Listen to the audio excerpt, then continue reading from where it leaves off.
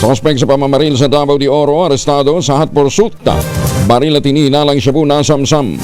Detalye na balita mula kay Jun Suter mula sa Action Radio Davao. May buntag mo, Jun.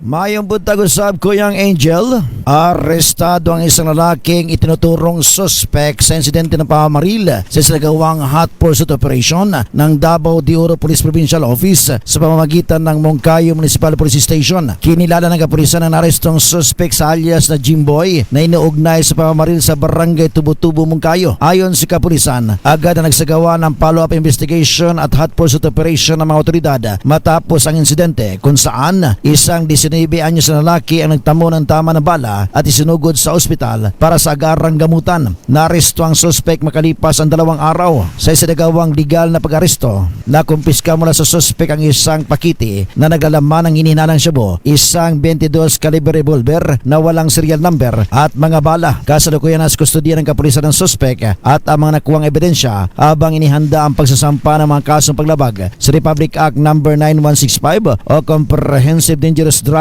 Act of 2002 at Republic Act 10591 o Comprehensive Firearms and Ammunition Regulation Act, bukod pa sa kasong may kaugnayan sa insidente ng pamamaril. Ito si Jun Suter para sa DZRH. Una sa Pilipinas, una sa Pilipino. Daghang salamat, Jun Suter.